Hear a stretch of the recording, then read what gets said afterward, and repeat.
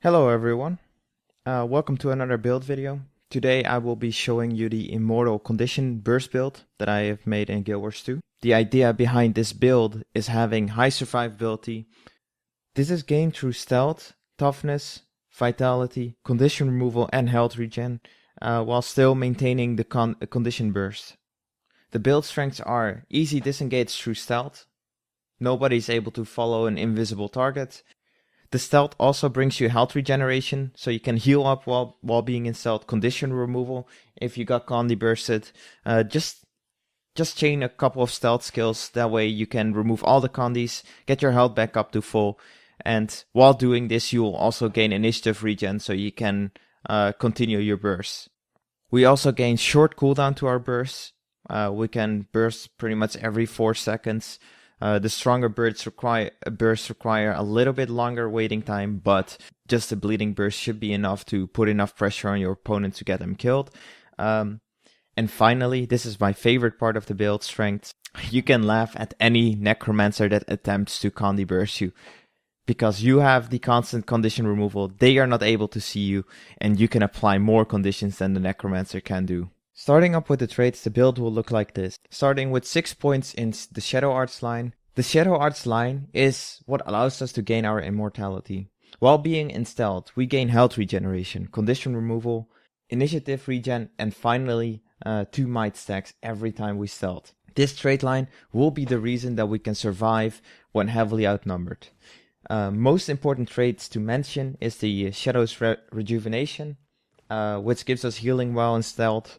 Infusion of Shadow. Each time we enter stealth, we regain 2 initiative. This allows us to keep our stealth burst combos. And finally, Shadow's Embrace, our main condition removal. This removes 1 condition every 3 seconds while being in stealth.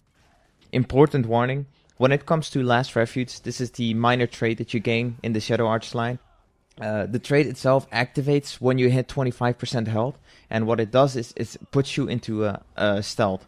So if you were trying to attack somebody, or if you were trying to get stealth yourself by using a cloak and dagger around that health, I would suggest not to use any type of skills, just to make sure that Last Refuge doesn't screw you up and puts you in a stealth debuff.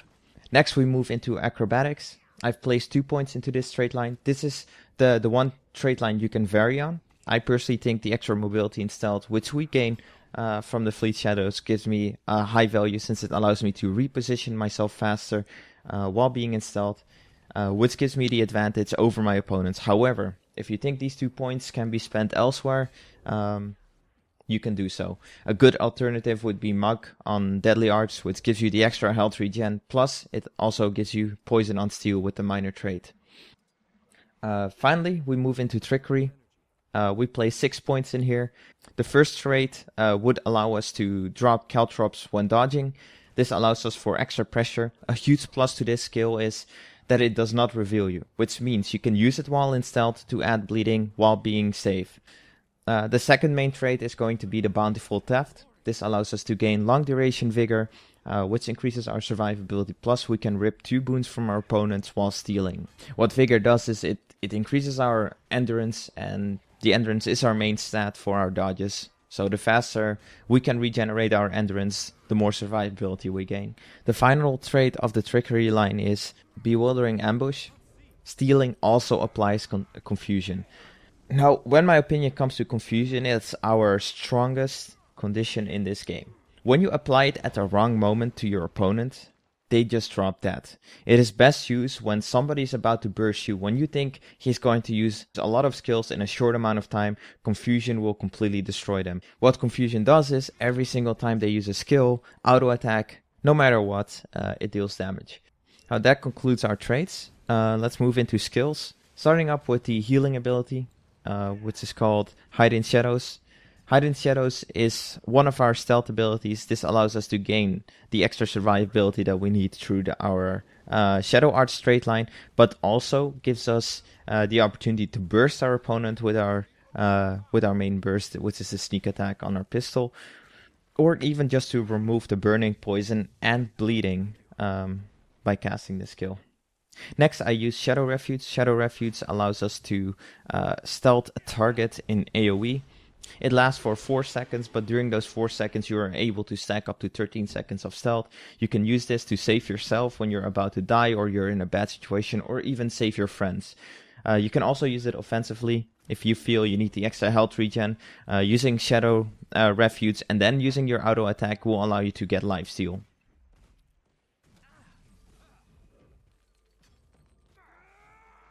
Our next utility would be our mobility utility. I use Signet of Shadows. This grants us a 25% increase of movement speed, but also an active that gives us a blind.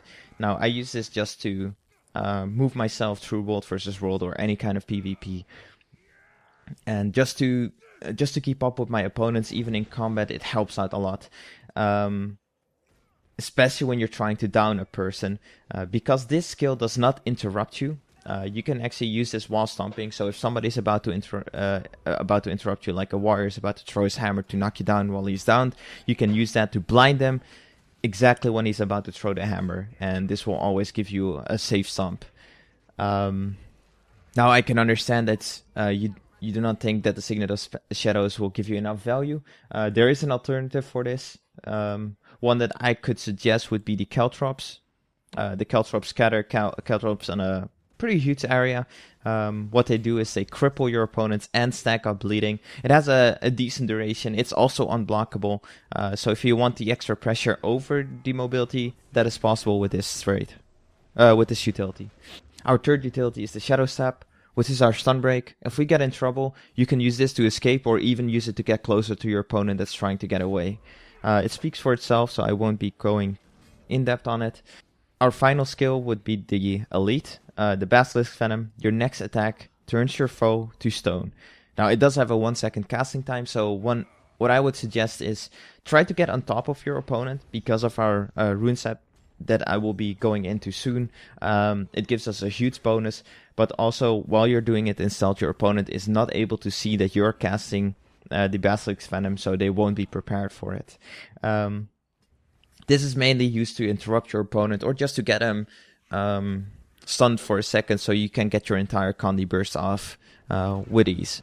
Moving into our gear, we only use dire stats, which means we gain toughness, vitality, and condition damage as our main stat. This gives us high health, high mitigation, and still maintaining high condition damage.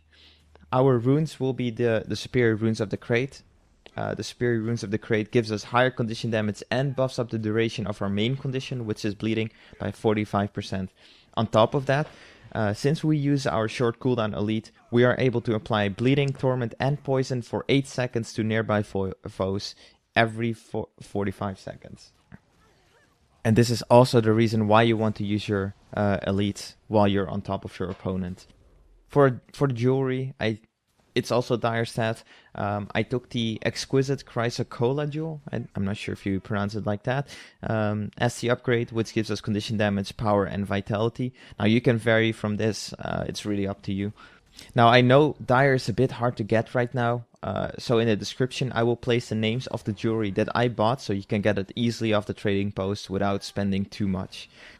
Next we move into the weapon. We dual wield a pistol plus dagger on both weapon slots. Just as our armor and jewelry, we'll use dire stats for these. The pistol will be our main source of condition pressure. It allows us to place 5 stacks of bleeding on our opponents every time we attack out of stealth with our number 1.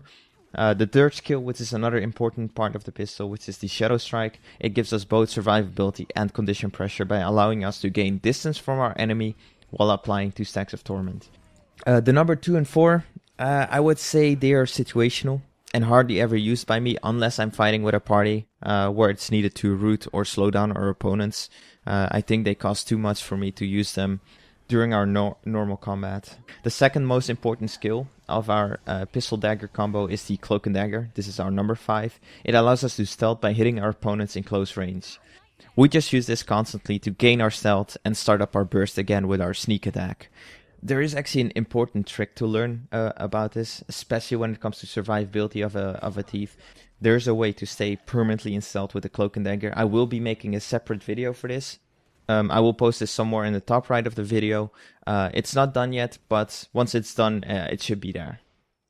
The sigils that we are using for our weapons will be the Sigil of Battle. This allows us to gain 6 stacks of might during normal combat. We constantly weapon swap to gain this buff. 6 stacks of might equals to another 210 extra condition damage, which is a huge buff to our damage output.